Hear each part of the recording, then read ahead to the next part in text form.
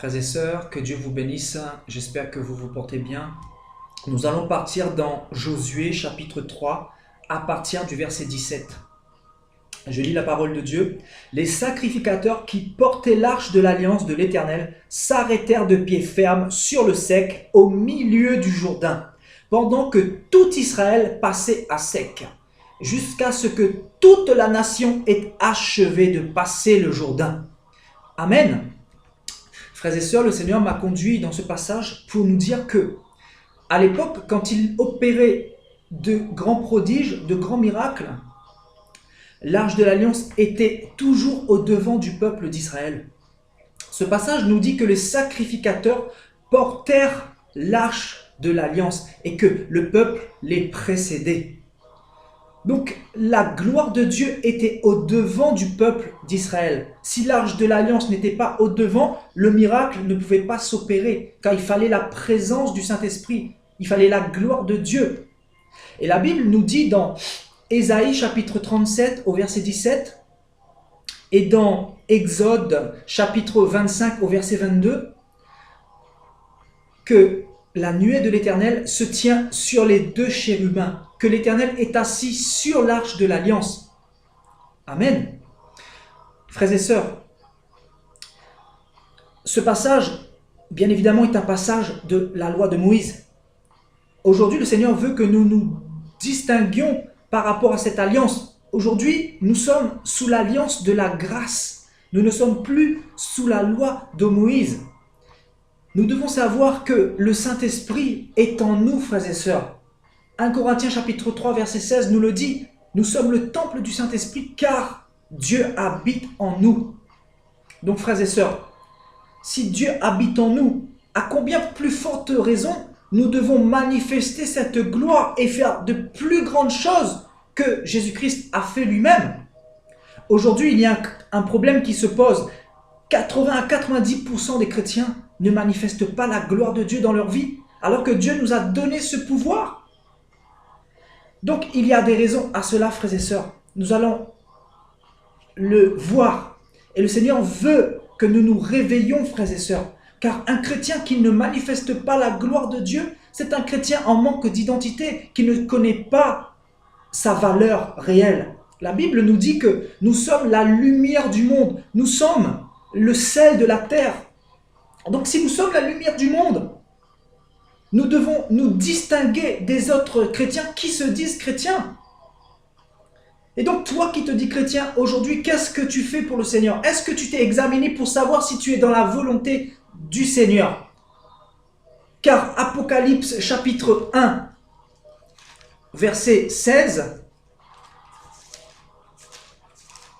nous dit « À celui qui nous aime, qui nous a délivrés de nos péchés par son sang et qui a fait de nous un royaume des sacrificateurs pour Dieu, son Père, à lui soit la gloire, la puissance au siècle des siècles. Amen. » Donc Dieu a fait de nous des sacrificateurs. Donc nous sommes des prêtres. Nous avons la capacité d'aller dans le lieu très saint et d'intercéder devant Dieu. Prier le Seigneur dans le lieu très saint, car nous avons la gloire de Dieu en nous. Jésus-Christ a déchiré le voile et il nous a donné ce pouvoir, cette identité de pouvoir nous distinguer du monde et de tous les autres dieux, de faire des miracles, de faire des prodiges, de chasser des démons. Dieu nous a donné ce pouvoir de le glorifier, car nous devons le glorifier par la parole, mais aussi par les miracles et les prodiges, pour montrer au monde entier quel Dieu nous servons. Car le Dieu que nous servons est un Dieu de miracles, est un Dieu qui se manifeste et qui justifie sa parole. Amen. Apocalypse chapitre 5, au verset 9. Tu es digne de prendre le livre et d'en ouvrir les sceaux, car tu as été immolé et tu as racheté pour Dieu par ton sang des hommes de toute tribu, de toute langue, de tout peuple et de toute nation. Tu as fait d'eux un royaume des sacrificateurs pour notre Dieu, et ils régneront sur la terre. Donc tu as fait d'eux un royaume et des sacrificateurs. Nous sommes des prêtres pour Dieu, frères et sœurs. Aujourd'hui, le chrétien ne connaît pas son identité. parce que le diable a emmené une doctrine sur la terre. Le diable nous fait croire que seuls les hommes de Dieu ont le pouvoir, ont la capacité de faire des miracles, de faire des prodiges, de chasser les démons et d'intercéder devant Dieu. Alors, frères et sœurs, la Bible place chaque chrétien à égalité. Éphésiens chapitre 4, verset 11 dit que le Seigneur a donné 5 ministères pour le perfectionnement des saints, pour défendre la sainte doctrine, pour emmener le peuple dans la vérité. Donc les 5 ministères nous servent justement pour défendre la vérité. Mais le chrétien est sur la même longueur d'égalité que l'homme de Dieu, car il est un sacrificateur, il a le Saint-Esprit comme l'homme de Dieu, ce que le peuple d'Israël n'avait pas, car seuls les prophètes avaient le Saint-Esprit. Donc le problème, c'est que le chrétien ne connaît pas son identité. Le chrétien ne manifeste pas la gloire de Dieu, car il doute de lui. Il ne sait pas que le Saint-Esprit habite en lui, qu'il a été scellé de l'Esprit de Dieu à sa conversion, que Dieu l'a racheté, que Dieu l'a justifié. Il ne sait pas que la gloire et la nuée de Dieu est dans sa vie.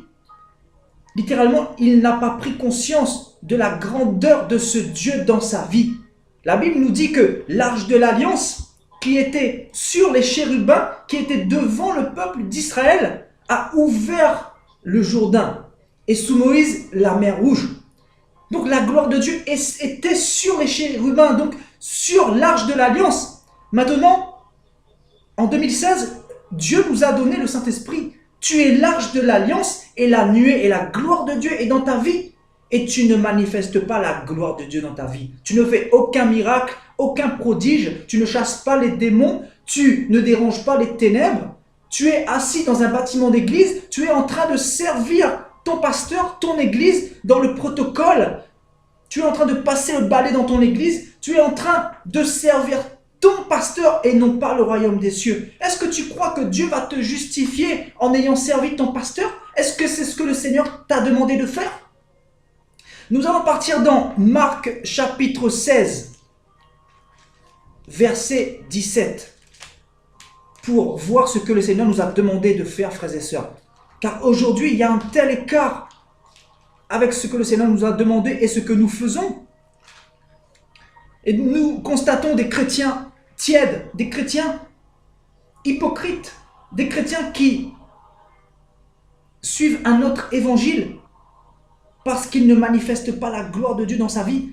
Frères et sœurs, un chrétien qui se dit chrétien digne de ce nom doit justement manifester les dons que le Saint-Esprit lui a donnés à sa conversion. Car le Seigneur nous a tous donné le pouvoir de faire des miracles, de chasser les démons. Mais nous ne pouvons pas manifester ces choses-là parce qu'il y a un problème d'identité, encore une fois, frères et sœurs. Donc, Marc chapitre 16, à partir du verset 17.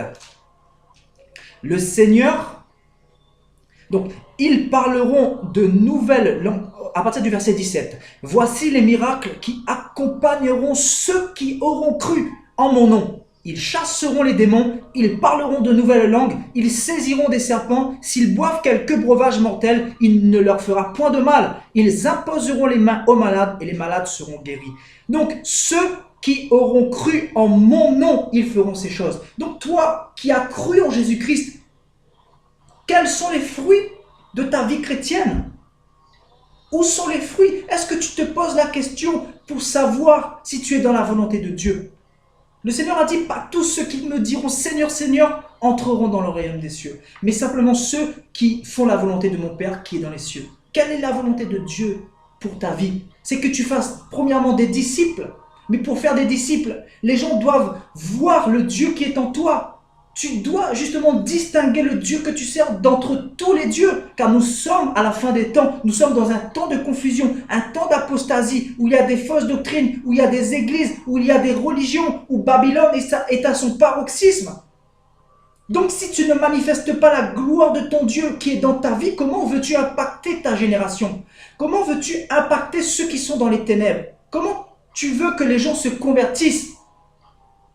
si tu ne montres pas cette gloire, cette nuée qui est en toi, si tu ne la manifestes pas par ta foi, par ton audace, le Seigneur t'appelle à avoir de l'audace, à imposer les mains aux malades, à prier avec foi. C'est ça la manifestation de la foi que Dieu te demande d'avoir.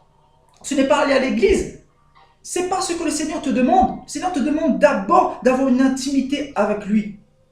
Donc le problème qui se pose aujourd'hui, pourquoi le chrétien ne peut pas manifester la gloire de Dieu dans sa vie? Tout simplement parce que beaucoup sont dans le péché. Donc il y a une séparation entre eux et Dieu. Donc ils perdent cette identité. Ils n'ont plus l'audace. Ils n'ont pas l'audace littéralement. Et ils sont en manque de confiance. Parce qu'il y a une séparation qui se crée entre eux et Dieu. Donc un chrétien qui est dans le péché ne peut pas manifester la gloire de Dieu, car Dieu n'exauce pas les pécheurs. Premièrement, le péché. Deuxièmement, le fait de placer un homme de Dieu en tant que médiateur entre lui et Dieu. Donc lui-même, il ne va pas devant Dieu, mais il va devant l'homme de Dieu pour que l'homme de Dieu puisse agir pour lui, intercéder pour lui, pour que l'homme de Dieu puisse faire des miracles. Et lui, qu'est-ce qu'il fait? Il va à l'église et il est dominé. Il est esclave de l'église et de l'homme de Dieu. Alors que Dieu l'appelle premièrement à aller dans le lieu très saint, puis avoir une communion avec les autres chrétiens. Car le Seigneur a dit, là où un ou deux sont assemblés en mon nom, je suis au milieu d'eux. Le Seigneur nous appelle à communier ensemble pour sa gloire. Mais le Seigneur appelle chaque chrétien à se distinguer avant tout. Il y a des chrétiens qui sont dans les bâtiments d'église depuis 5 ans, 10 ans, 15 ans, et ils n'ont jamais manifesté au moins un don de l'Esprit Saint. Et ils ne se posent même pas la question. Ils sont hypocrites avec Dieu.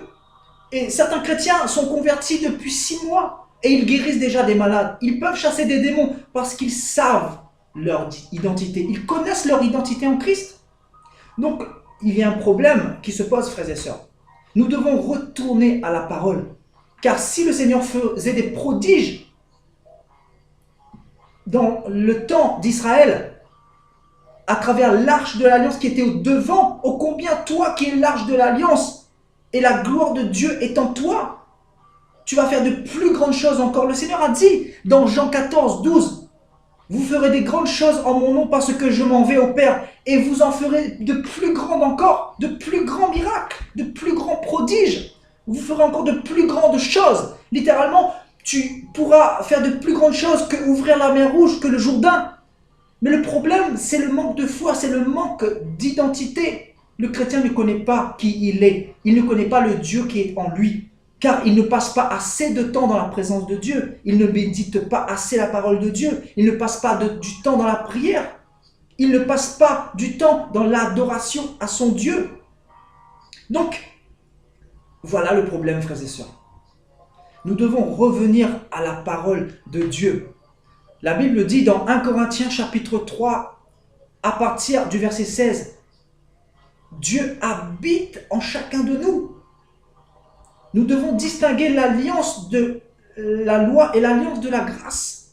Car Dieu a déversé en nous la totalité, la plénitude de son amour, de sa puissance, de son autorité. C'est pour ça que le Seigneur a dit, je vous donne l'autorité sur les serpents, sur les scorpions, sur toute la puissance de l'ennemi et rien ne pourra vous vaincre. Aujourd'hui, nous avons des chrétiens qui sont en train de se plaindre pour des petits bobos. Ils se disent attaqués par les sorciers. Mais comment un chrétien peut avoir ce langage?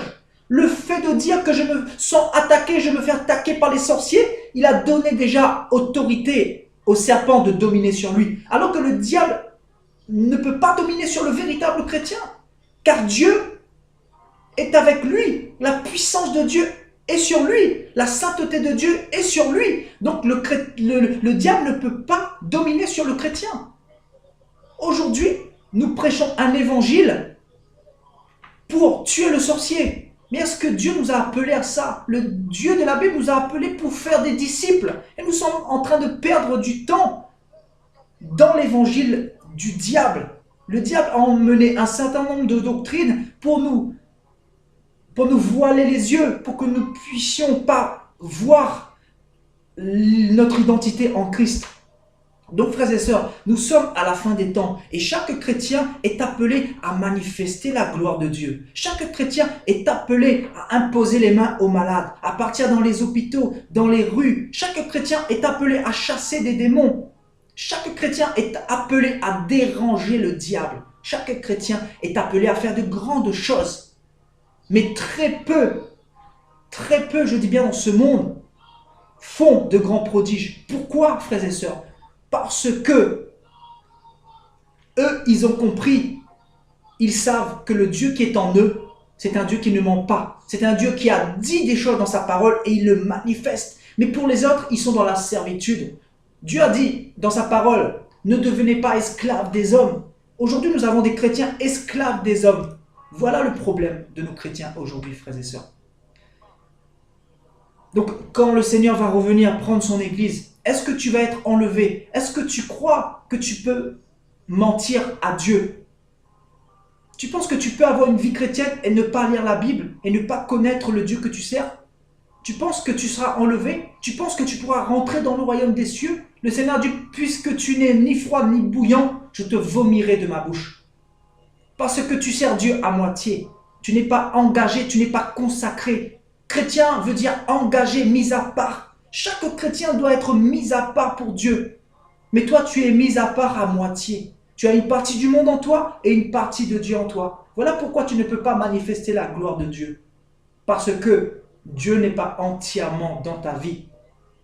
Et automatiquement, tu ne peux pas avoir conscience de cette identité, de cette autorité que Dieu t'a donnée. Alors que tu as autant le pouvoir d'un homme de Dieu que de faire des miracles, de faire des prodiges, d'imposer les mains aux malades et que les malades puissent être guéris dans le nom de Jésus-Christ. Frères et sœurs, nous sommes arrivés à la fin des temps. Dieu nous demande de nous distinguer de cette génération perverse et corrompue, de cette église qui se dit chrétien et qui ne l'est pas. Dieu nous appelle à nous démarquer afin d'impacter notre génération, afin d'impacter ceux qui sont dans les ténèbres, afin d'impacter notre famille, afin d'impacter les gens qui nous entourent dans notre quotidien, dans notre travail, dans ce monde. Dieu nous appelle à manifester sa gloire, car Dieu veut être glorifié en nous. C'est ce qu'il veut avant toute chose. Dieu veut nous donner toutes ces choses. Il nous a déjà donné toutes ces choses à la conversion. Car nous sommes scellés par son Saint-Esprit.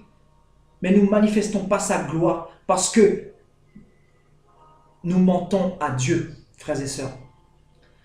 Voilà, aujourd'hui, Dieu appelle toutes les personnes qui ont vu cette vidéo de se mettre à part davantage, d'abandonner le péché, de passer plus de temps dans sa présence et de connaître par-dessus tout son identité. Car chaque chrétien est appelé à faire toutes ces choses, frères et sœurs. Il est inadmissible de voir un chrétien qui n'arrive pas à faire des miracles, qui n'arrive pas à chasser des démons.